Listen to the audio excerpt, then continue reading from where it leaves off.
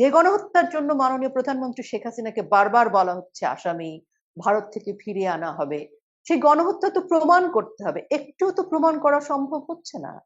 বরং মৃত ব্যক্তি যাকে হত্যার দায়ে মাননীয় প্রধানমন্ত্রী শেখ হাসিনাকে খুনি বলা হচ্ছে, সেই মৃত ব্যক্তি হেঁটে হেঁটে বাড়িতে ফেরত আসছে।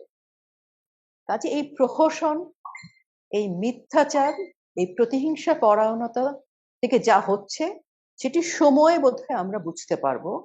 একটু অপেক্ষা করতে হবে। যে ডিজাইন করা প্ল্যান, এবং সেটি তো আমরা আজকে প্রমাণিত। আজকে কিন্তু সমন্বয়কদের মুখে আমরা শুনেছি যে পুলিশ হত্যা না হলে, থানা আগুন না দিলে, মেট্রোতে আগুন না দিলে সফল হতো না আন্দোলন। ৩,২৫০ জন পুলিশকে নির্মম ভাবে হত্যা করা হয়েছে, সেই ভিডিও তো আছে, সেগুলো তো মুছে যায়নি। তো একই জিনিস যদি আমরা বলি এখন, যেভাবে পুলিশদের হত্যা করা হয়েছে, পুলিশদেরকে যদি অর্ডার দেওয়া হতো যে তোমরা হার্ড লাইনে যাবে, তাহলে পুলিশ কি মানে পালাতো নাকি গুলি করত? পুলিশ তো গুলি করেনি। পুলিশ গুলি না করার কারণেই তো পুলিশকে মার খেতে হলো। থানার মধ্যে পুলিশ বসা, থানা ঘেরাও করে তাদেরকে পিটিয়ে হত্যা করে তালা দিয়ে আগুন জ্বালিয়ে দিয়ে মারা হয়েছে।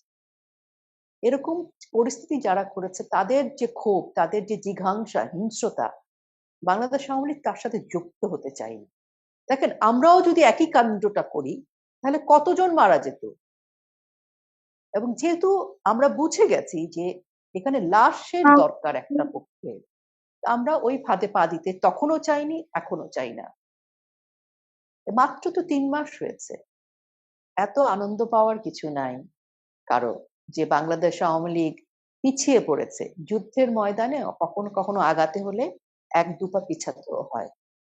আর আবারও বলছি, বাংলাদেশ আওয়ামী লীগ লাশের রাজনীতি করেনি, করবেও না।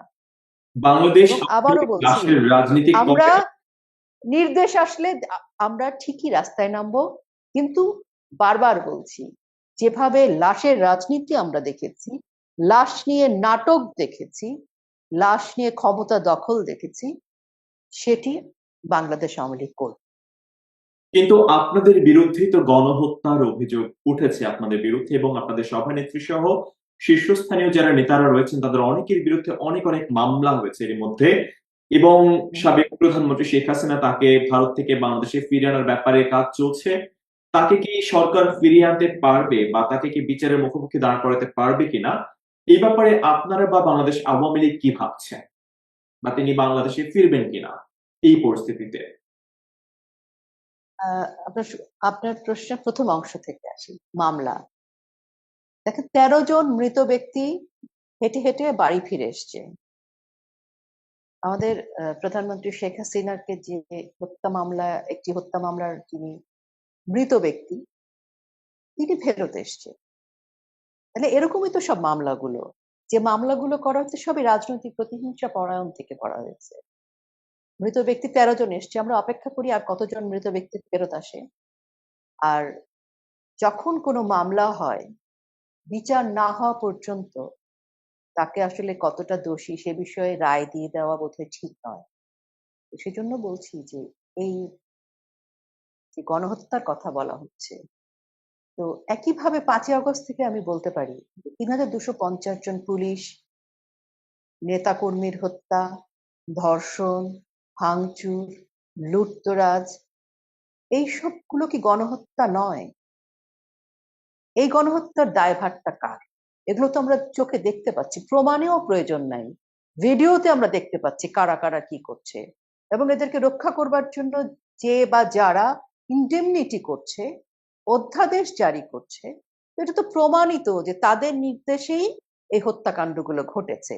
তাহলে ৫ আগস্ট থেকে এই গণহত্যাগুলো সুস্পষ্ট প্রমাণিত, এটি নিয়ে তর্কেরও প্রয়োজন নেই।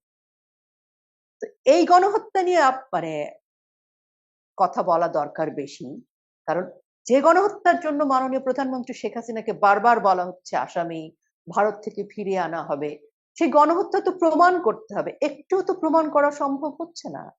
বরং মৃত ব্যক্তি যাকে হত্যার দায়ে মাননীয় প্রধানমন্ত্রী শেখ হাসিনাকে খুনি বলা হচ্ছে, সেই মৃত ব্যক্তি হেঁটে হেঁটে বাড়িতে ফেরত আসছে।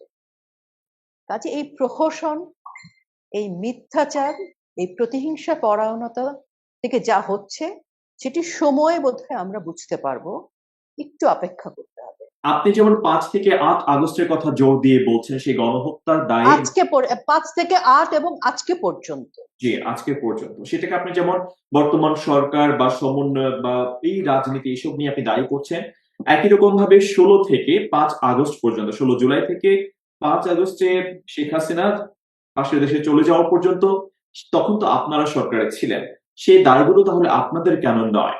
বা ছাত্রলীগই যথেষ্ট এই আন্দোলনকে দমাতে? সাবেক সড়ক পরিবহন মন্ত্রী সেতু মন্ত্রী ওবায়দুল কাদের সাহেব তিনি নিজেও বলেছেন এটি। তাহলে এটার দায় কেন আপনাদের উপর বর্তাবে না? এটি প্রমাণ হোক। মানে বাংলাদেশ আওয়ামী লীগ তো বলছে না বাংলাদেশ আওয়ামী লীগের এতটুকু দায় নেই। দায়, দোষ, ত্রুটি, ভুল ত্রুটি থাকলে সেটি প্রমাণিত হবে, সেটির জন্য ক্ষমা প্রার্থনা, বিচার সবই হবে। কিন্তু যেভাবে হচ্ছে, যে প্রতিহিংসা পরায়ণতা থেকে হচ্ছে, আপনি যাকে দিয়ে ট্রাইব্যুনালটা সাজাচ্ছেন, যিনি চিফ প্রসিকিউটর, তিনি কে, তারা কারা, কাদেরকে দিয়ে আপনি এটি সাজিয়েছেন, সেটি খুব গুরুত্বপূর্ণ একটি বিচারের জায়গায়।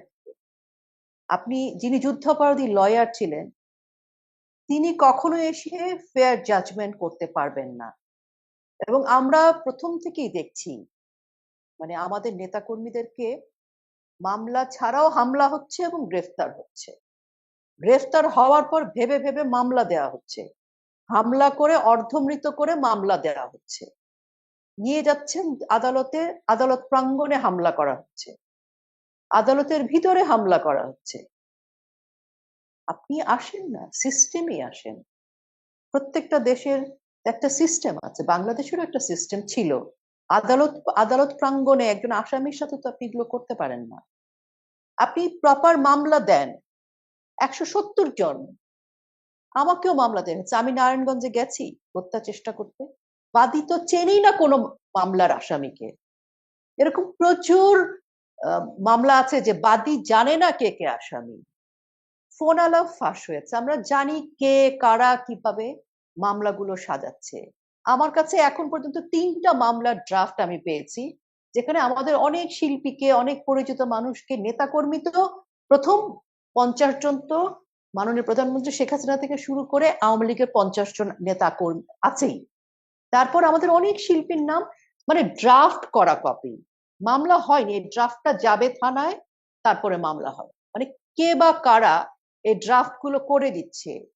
এবং ধরেন এমন শিল্পীর নামও সেখানে দিয়েছে যে শিল্পী আন্দোলন তো দূরে থাক, সে দেশেই হয়তো ছিল না, কিন্তু খুঁজে খুঁজে দেয়া হচ্ছে মামলাটা। এবং মামলা দেওয়ার পর টাকা দিলে নামও খারিজ হয়ে যাচ্ছে কিছু কিছু জায়গায়। তো আমার কথা হচ্ছে আপনি সেটা না করে প্রকৃত যদি কোনো বিষয় থাকে, মামলা হবেই। হামলা করে মেরে মানে মৃতপ্রায় করার তো দরকার নাই। আর আপনি অ্যারেস্ট করতে যাচ্ছেন, পুরো বিল্ডিং আপনি তছনছ করে ফেলছেন, তো আপনি তো অর্ধেক শাস্তি দিয়ে ফেলেছেন। আপনি যদি আমাকে অর্ধমৃত করেন, তাহলে আপনি আমাকে কোর্টে কেন নিবেন? আপনি যদি আমার বাড়ি ভাঙচুর করেন, আমার বাড়ি জ্বালিয়ে পুড়িয়ে দেন, তাহলে তো আপনি আমাকে শাস্তি দিয়ে ফেললেন। আবার কিসের শাস্তি? বরং আপনাকে তখন আমাকে কারণ দর্শাতে হবে যে আপনি পার্টিকুলারলি একদম স্পেসিফিক ভাবে কোন মামলাটা আমাকে দিয়েছেন, এবং সেটা প্রমাণ করতে হবে। কারণ আপনি প্রমাণ করার আগে, আমার অপরাধ প্রমাণের আগে আপনি আমাকে কিন্তু 80% পানিশমেন্ট দিয়ে ফেলছেন। সেটা কিন্তু ন্যায়সঙ্গত নয়। আপনি নিজেই আদালত অবমাননা করছেন, এই সরকার নিজেই নিজের আদালতের অবমাননা করছে।